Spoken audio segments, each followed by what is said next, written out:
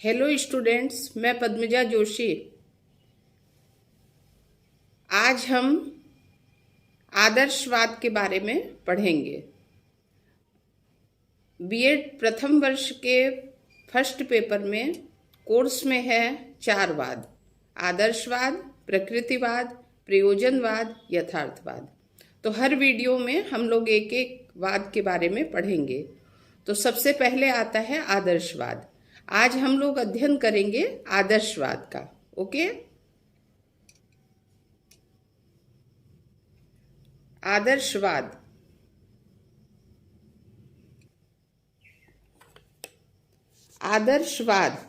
आदर्शवाद को अंग्रेजी में कहते हैं आइडियलिज्म। IDEALISM, idealism.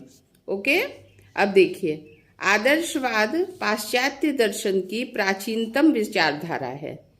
ये याद हम लोग रखेंगे। आदर्शवाद पाश्चात्य दर्शन की सबसे पुरानी विचारधारा है। प्राचीनतम यानी सबसे पुरानी विचारधारा है। इसका विकास सुकरात तथा उसके शिष्य प्लेटो ने किया। उसके पश्चात डेकार्ट, बर्कले, कांट, फिक्टे, हीगल आदि दार्शनिकों ने इस विचारधारा का प्रतिनिधित्व किया। यह विचारधारा ब्रह्मांड को ईश्वर द्वारा निर्मित मानती है और यह मानती है कि इस वस्तु जगत की अपेक्षा आध्यात्मिक जगत श्रेष्ठ है। क्या मानती है ये विचारधारा? ये मानती है कि इस वस्तु जगत से जो आध्यात्मिक जगत है वो ज्यादा श्रेष्ठ है। यह ईश्वर को अंतिम सत्य और आत्मा को ईश्वर का अंश मानती है। मनुष्य जीवन का अंतिम उद्देश्य आत्मानुभूति है। इनके अनुसार मनुष्य जीवन का अंतिम उद्देश्य क्या है? आत्मानुभूति है। ओके, अब हम पढ़ेंगे आदर्शवाद का अर्थ। Meaning of idealism. आदर्शवाद को अंग्रेजी में आइडियलिज्म कहा जाता है। यह 2 शब्दों से मिलकर बना है। एक शब्द आइडिया और दूसरा शब्द इज्म है।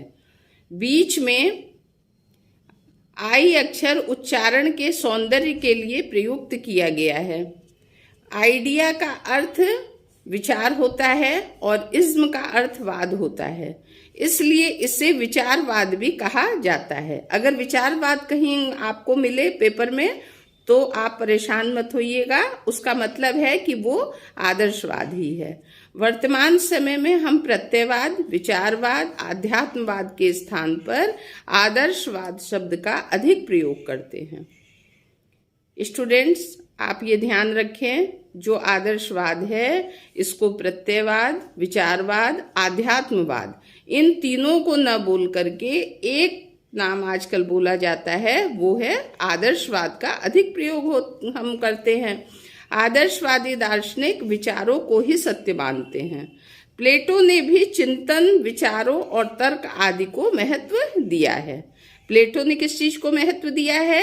चिंतन, विचारों और तर्क आदि को महत्व दिया है। ओके, अब हम पढ़ेंगे आदर्शवाद की परिभाषाएं। हमारे लिए परिभाषाएं बहुत महत्वपूर्ण हैं। परिभाषाओं पे विशेष ध्यान देंगे। आदर्शवाद की परिभाषाएं। Definitions of idealism. आदर्शवाद की कुछ प्रमुख परिभाषाएं निम्न प्रकार है।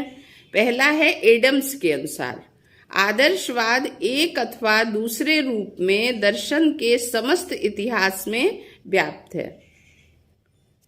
एडम्स ने क्या कहा है? आदर्शवाद एक अथवा दूसरे रूप में दर्शन के समस्त इतिहास में व्याप्त है।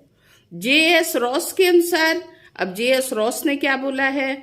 आदर्शवादी दर्शन के बहुत और विविध रूप हैं, परंतु सभी का आधारभूत तत्व यही है कि संसार की उत्पत्ति का कारण मन और आत्मा है। वास्तविक रूप मानसिक चरित्र का रूप है। J.S. रॉस के अनुसार जो कहा गया है उसको हम पुनः दोहराते हैं। आदर्शवादी दर्शन के बहुत और विविध रूप हैं, परंतु सभी का आधारभूत तत्व यही है कि संसार की उत्पत्ति का कारण मन और आत्मा है। वास्तविक रूप मानसिक चरित्र का रूप है। ओके, अब हम पढ़ेंगे आदर्शवाद के मूल तत्व। आदर्शवादी विचारधारा के स्वरूप को समझने के लिए इसकी तत्व मीमांसा, ज्ञान मीमांसा एवं मूल्य मीमांसा का विवेचन किया गया है।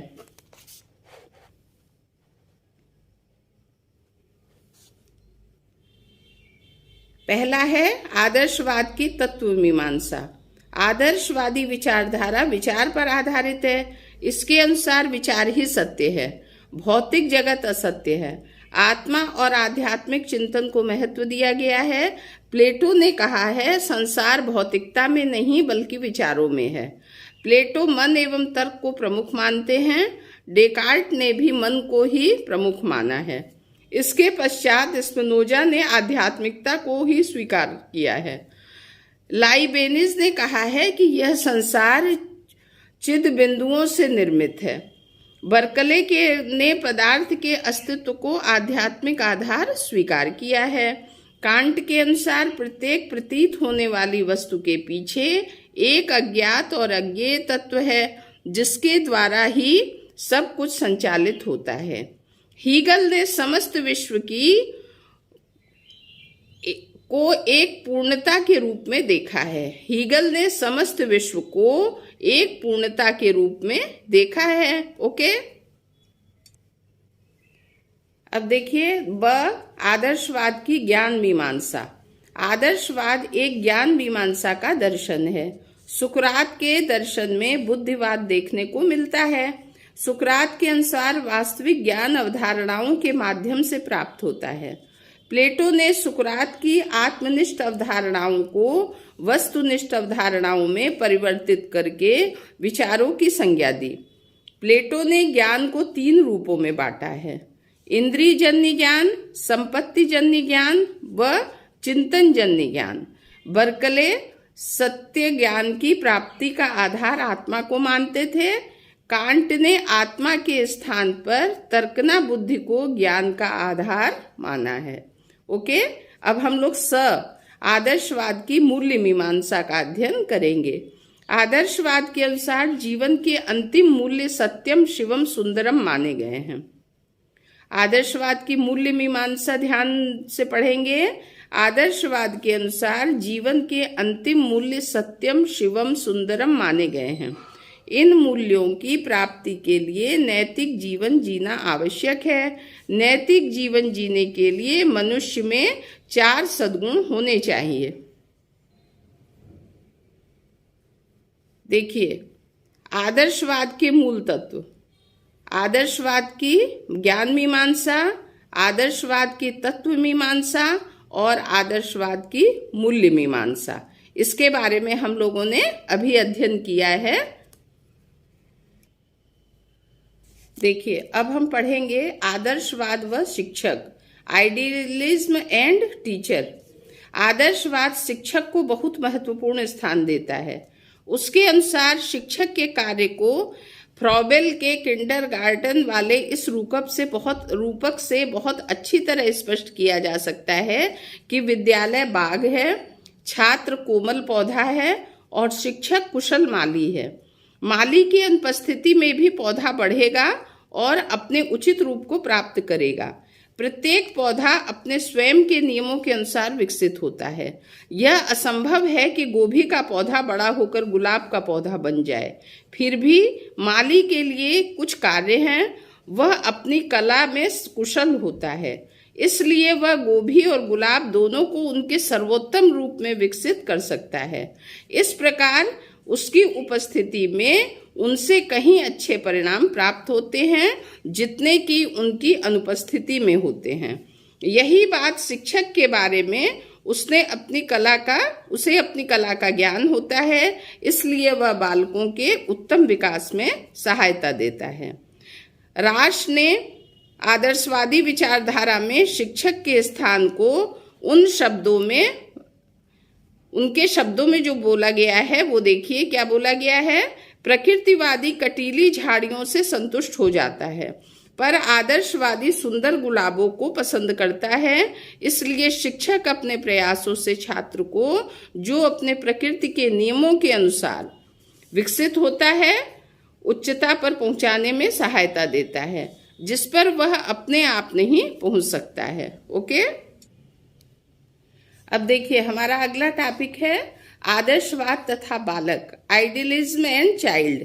आदर्शवाद बालक को केवल शरीर, इंद्रियों तथा मस्तिष्क का बना हुआ अंगी मात्र नहीं मानता। उसके अनुसार वह मनस अथवा आत्मा है। यह शरीरधारी है, किंतु उसका वास्तविक स्वरूप शरीर की सीमाओं को लांघ जाता है। वह अपूर्ण है, परंतु पूर्णता की ओर अग्रसर है। हॉर्न के अनुसार बालक एक परिमित व्यक्ति है जो शिक्षित होने पर अनंत पुरुष के रूप में विकसित होता है। उसका वास्तविक उद्भव देवत्व है। उसकी प्रकृति स्वतंत्र है तथा उसकी नियति अमरत्व है। प्रकृतिवादियों के समान आदर्शवादी शिक्षा को बाल केंद्रित नहीं मानते हैं। आदर्शवादी शिक्षा में आदर्शों या विचारों को केंद्रित स्थान देते हैं। उनके अनुसार शिक्षक का मुख्य कर्तव्य है बालक में उच्च आदर्शों को प्राप्त करने के लिए सूझबूझ का विकास करना। वे पाठ्यक्रम का निर्माण भी आदर्शों के आधार पर करते हैं। बालक को इन आदर्शों को प्राप्त करना है। इस प्रकार आदर्शवादी शिक्षा योजना से आदर्शों या विचारों को प्रमुख स्थान और बालक को गौण स्थान दिया जाता है। इस प्रकार हम कह सकते हैं कि आदर्शवादी शिक्षा योजना में आदर्शों या विचारों को प्रमुख स्थान दिया जाता है और बालक को गौण स्थान दिया जाता है। ओके।